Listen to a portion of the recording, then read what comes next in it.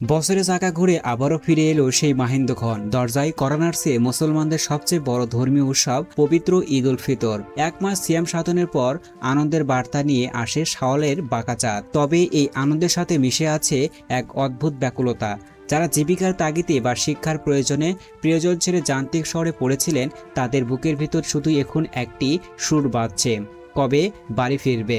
রাজধানী ঢাকা আজ যেন এক জনশূন্য নগরীতে পরিণত হওয়ার অপেক্ষা করছে। কর্মজীবী মানুষ থেকে শুরু করে শিক্ষার্থীরা আজ সবাই ঘরমুখ। স্টেশনে স্টেশনে মানুষের উপচে পড়া ভিড়, দীর্ঘ সময় পরিবারের বাইরে থাকা মানুষগুলো এখন কোনো ক্লান্তিকে পরোয়া না করে সড়ক, মহাসড়ক কিংবা নৌপথ সর্বত্রই এখন ব্যস্ততম সময় পার করছে। কেন এই ছুটে চলা? কারণ গ্রামের মেঠোপথের ওপারে অপেক্ষা করে আছে বৃদ্ধ বাবা মা।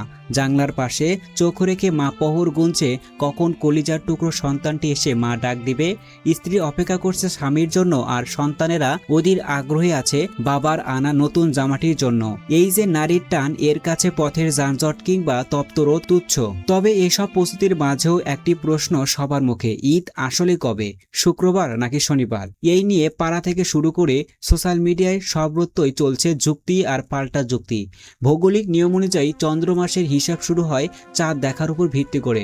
মধ্যপ্রাচ্যের জ্যোতির্বিজ্ঞানীদের গবেষণা বলছে আগামী 20 মার্চ শুক্রবার সৌদি আরব সহ মধ্যপ্রাচ্যের দেশগুলোতে শাওয়াল মাসের প্রথম চাঁদ দেখা যাওয়ার সম্ভাবনা প্রবল। সেই অনুযায়ী মধ্যপ্রাচ্যে পবিত্র ঈদ উল ফিতর পালিত হতে পারে শুক্রবার।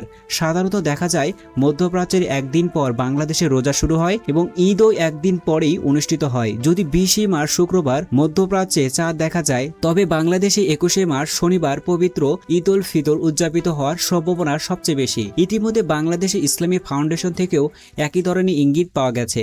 যদিও চূড়ান্ত সিদ্ধান্ত আসবে জাতীয় চাঁদ কমিটি বৈঠকের পর, তবে ক্যালেন্ডারের পাতা আর বৈজ্ঞানিক হিসাব বলছে শনিবারই হতে যাচ্ছে বাংলাদেশের ঈদের দিন। মানুষ সেই অনুযায়ী তাদের পরিকল্পনা সাজাচ্ছে। তবে এবারে ঈদের আনন্দের মাঝে কিছুটা বিঘ্ন ঘটাতে পারে প্রকৃতি। আবহাওয়া অফিসের সাম্প্রতিক পূর্বাভাস কপালে চিন্তার ভাঁজ ফেলেছে অনেকেরই। পূর্বাভাস অনুযায়ী আগামী শুক্রবার এবং শনিবার দেশের বিভিন্ন অঞ্চলে ভারী বৃষ্টিপাত হওয়ার সম্ভাবনা রয়েছে। শুধু বৃষ্টিপাত নয়, সাথে হতে পারে বজ্রপাত ও শিলাবৃষ্টি।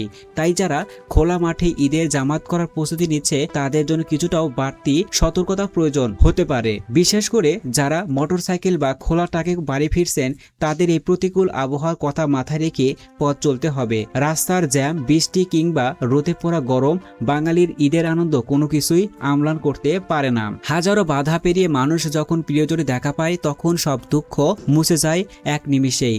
এই ঈদ বয়ে আনুক সবার জীবনে অনাবিল সুখ, শান্তি আর সমৃদ্ধি। আমাদের সবার ঈদ হোক নিরাপদ এবং আনন্দময়। সবাইকে পবিত্র ঈদ উল ফিতরের আগাম শুভেচ্ছা। ঈদ মোবারক।